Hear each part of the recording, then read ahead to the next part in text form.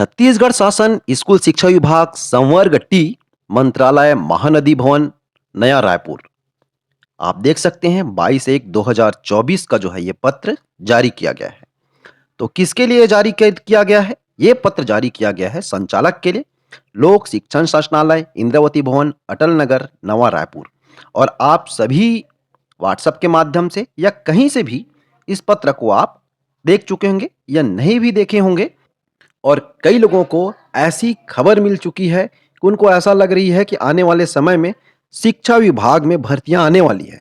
तो ये पत्र कितना विभाग से भर्ती आने वाली है उस चीज के बारे में जिक्र किया गया है, या ये पत्र जो है विभाग में आने वाली भर्ती से लेकर के है ही नहीं। क्या बात है दोस्तों, आइए इसे समझते हैं। तो देखिए, विषय स्कूल शिक्षा विभाग अंतर्गत बस्तर एवं सरगुजा संभाग में शिक्षकों के 12,489 पदों को भरने हेतु विज्ञापन जारी करने विषयक। ये जो है विषय है 12,489 पद जो भर्तियां चल रही थी 2023 में, है ना, उस संबंध में है दोस्तों। तो देखिए, उपरोक्त विषय अंतर्गत संदर्भित पत्र का कृपया अवलोकन करें।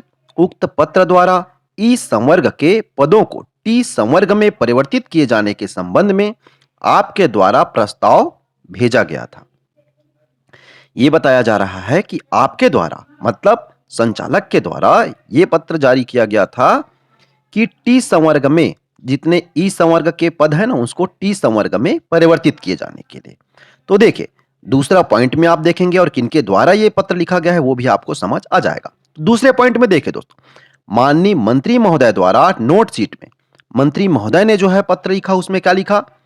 एक ही संवर्ग हेतु प्रस्ताव दें। सभी भर्तियां एक ही संवर्ग में क्यों नहीं दी जा सकती? टिप अंकित की गई है, अतः इस संबंध में विस्तृत प्रस्ताव अभिमत सहित उपलब्ध करावे। ये किनके द्वारा जारी किया गया है? ये जारी किया गया है अवर सचिव छत्तीसगढ़ शासन स्कूल शिक्षा विभाग। आप देख सकते हैं पुलक भट्टाचार्य, उनका साइन भी है। ठीक है, तो इसमें क्या कहा जा रहा है दोस्तों? मंत्री जी के द्वारा एक ही संवर्ग हेतु प्रस्ताव दे। बोलने का मतलब है, शिक्षा विभाग में आप जानते हैं टी संवर्ग और ई संवर्ग दो है ना, तो ये दोनों को एक ही संवर्ग में क्यों नहीं रखा जा सकता, ये बताया गया है। तो वही चीज है, सभी भर्तियों का एक ही संवर्ग में क्यों नहीं दी जा सकती, यही चीज है जानकारी। तो ये बात हो रही है ट्राइबल और एजुकेशन की। तो क्या होती है दोस्तों ट्राइबल और एजुकेशन, इसे बारी बारी से हम समझते हैं। वीडियो में आप बने रहिए।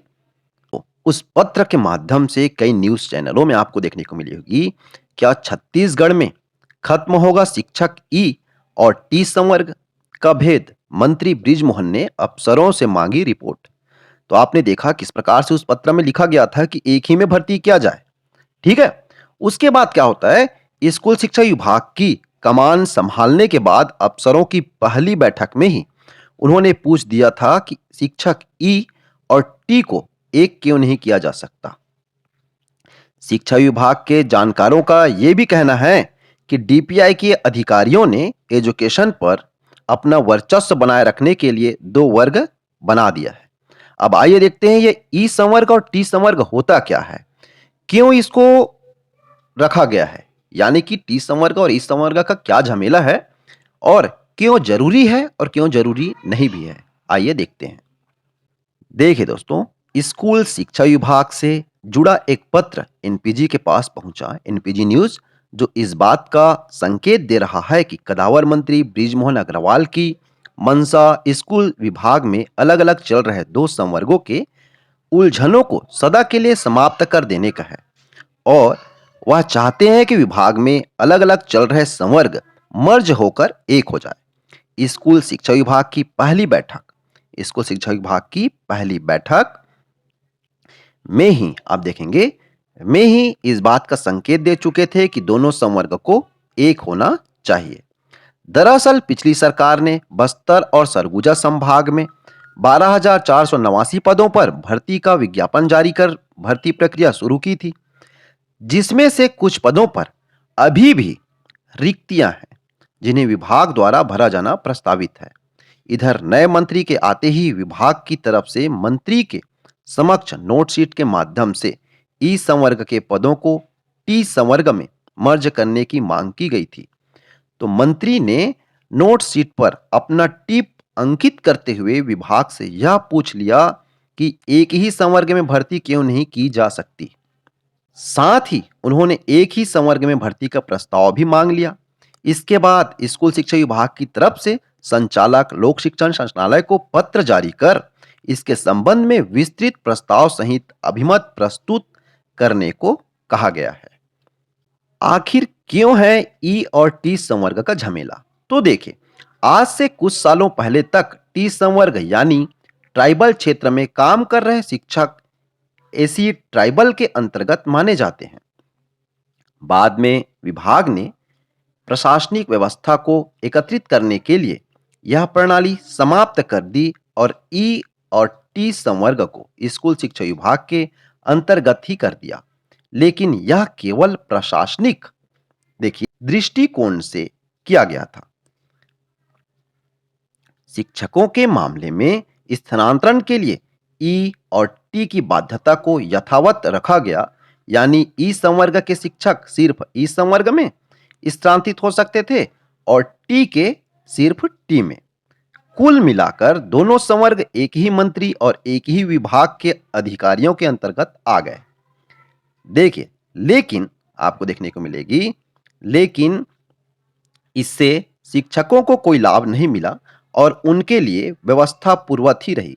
कांग्रेस की सरकार ने एक कदम और आगे बढ़ते हुए यह निर्णय लिया कि ट्राइबल क्षेत्र में नियुक्त शिक्षकों में से सहायक शिक्षक का स्थानांतरण केवल उसके जिले के अंदर ही हो सकेगा। वही शिक्षक का स्थानांतरण केवल उस संभाग के अंतर्गत ही हो सकेगा, यानी कि शिक्षक का स्थानांतरण संभाग के अंतर्गत होगा। उदाहरण के लिए यदि कोई सुकमा जिले में सहायक शिक्षक है तो उसका स्थानांतरण केवल सुकमा जिले के अंतर्गत ही हो सकता है, और यदि सुकमा जिले में कोई शिक्षक कार्यरत हो तो उसका स्थानांतरण केवल बस्तर संभाग में भी हो सकता है, सिर्फ बस्तर संभाग के अंतर्गत। आखिर क्यों बनी यह सारी व्यवस्था, क्यों बना था ई और टी संवर्ग? दरअसल यह बात काफी लंबे समय से उठने आ रही है कि दोनों संवर्ग को एक कर दिया जाए, लेकिन ट्राइबल क्षेत्र के जनप्रतिनिधियों का इस मसले को लेकर सरकार पर काफी दबाव रहता है और उनका अपना पक्ष यह है कि शहरी क्षेत्र के लोग नौकरी पाने के लिए ट्राइबल क्षेत्र में आ जाते हैं और उसके बाद ट्रांसफर का प्रयास करते रहते हैं। यदि सरकार दोनों संवर्गों को एक कर देगी तो ट्राइबल के अधिकांश शिक्षक ट्रांसफर कराकर शहरी इलाकों में पहुंच जाएंगे और उनके क्षेत्र के स्कूल खाली रह जाएंगे। यह वहां के जनप्रतिनिधियों का मानना है। वहीं शिक्षक चाहते हैं कि वह अपने परिवार के पास पहुंच जाए। कई शिक्षक तो ऐसे हैं जो विगत 20 सालों से ट्राइबल बेल्ट में फंसे हुए हैं, क्योंकि स्थानांतरण का कोई नियम ही उनके लिए नहीं है। यही वजह है कि शिक्षकों का कहना है कि ई और टी संवर्ग समाप्त किया जाए। दोनों ही पक्ष अपनी अपनी बातों को सही ठहराते हैं। अब देखना होगा कि नए मंत्री इस पर क्या निर्णय लेते हैं और विभाग का क्या प्रस्ताव अभिमत सहित मंत्री जी के पास पहुंचता है। फिलहाल इस पत्र ने विभाग में सरगर्मी तो बढ़ा ही दी है। एक बात और है दोस्तों, मंत्रियों को देखिए ट्राइबल का मलाई। ये क्या है? ट्राइबल की स्कूलों को एजुकेशन में नहीं जाने के पीछे एक वजह यह भी है कि आदिवासी विभाग के पास इसका बड़ा बजट है। विभाग नहीं चाहता कि स्कूलों पर से उसका पूरा नियंत्रण खत्म हो जाए। आदिवासी इलाकों में बड़ी संख्या में आदिवासी हॉस्टल है। इसके लिए सरकार से तगड़ा फंड मिलता है और हॉस्टलों को अगर एजुकेशन को दे देंगे तो उनका नुकसान हो जाएगा। इस प्रकार से आप समझ गए होंगे ई संवर्ग और टी संवर्ग क्या है।